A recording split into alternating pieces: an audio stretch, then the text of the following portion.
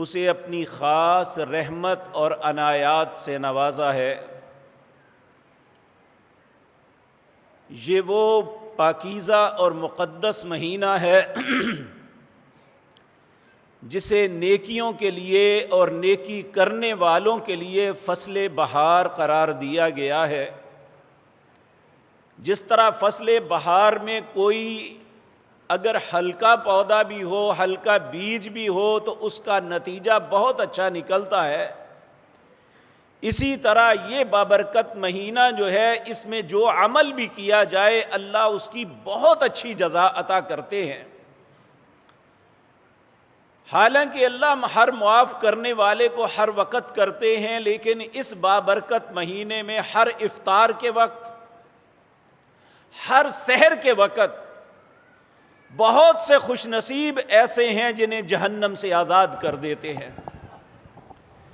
اور یہ ایک حقیقت ہے کہ دنیا کے اندر لوگ کامیابی کے مختلف باتوں کو تصور کرتے ہیں، لیکن اللہ کے نزدیک سب سے بڑی کامیابی یہ ہے فَمَنْ زُحْزِحَ عَنِ النَّارِ وَأُدْخِلَ الْجَنَّةَ فَقَدْ فَازَ، جسے آگ سے بچا لیا گیا اور جنت میں داخل کر دیا گیا، فقد فاز، یقیناً وہ کامیاب ہے۔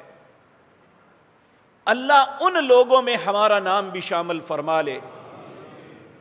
میرے عزیز بھائیو، ہر مسلمان اپنی استطاعت کے مطابق نیکیوں میں بڑھ چڑھ کے حصہ لے رہا ہے۔ اس مہینے میں جہاں رمضان کے روزے ہم پہ فرض ہیں، ہم اللہ کے دیے ہوئے مال میں سے زکوٰۃ خرچ کرتے ہیں، وہاں اس مہینے کی ایک عظیم فضیلت جو ہے اللہ نے قرآن کریم میں اس کا تذکرہ ان الفاظ کے ساتھ کیا۔ اللہ فرماتے ہیں شہر رمضان، یہ رمضان کا مہینہ وہ ہے انزل فیہ القرآن، جس کے اندر میں نے قرآن کو نازل کیا ہے۔ ہدی للناس، یہ قرآن وہ چیز ہے جس میں لوگوں کی رہنمائی کا سارا معاملہ ہے۔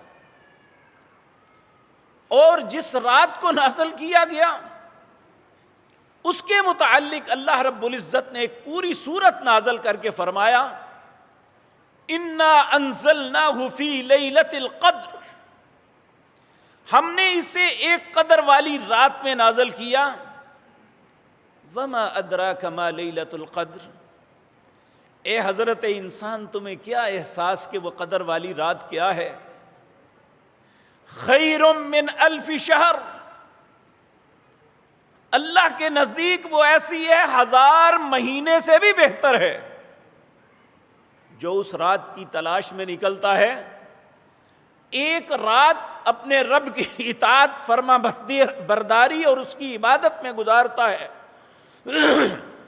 وہ گویا ایسا ہے جیسے اس نے 83 سال سے زیادہ اللہ کی عبادت بغیر کسی گناہ کے کی۔ اللہ ہمیں اس رات کو نصیب کر دے۔ تو اس رات کی قدر و منزلت کیا ہے کہ اس رات اللہ نے قرآن کو نازل کیا۔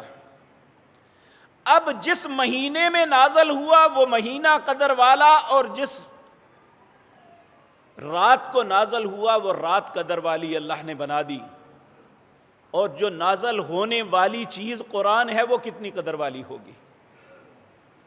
آج کی مجلس میں یہ باتیں عرض کرنی ہے میں نے آپ کے سامنے کہ قرآن کریم، اس کے آنے کا مقصد کیا ہے، اس کی عزت و عظمت کیا ہے، اور اس قرآن کے ہم پہ حق کیا ہے۔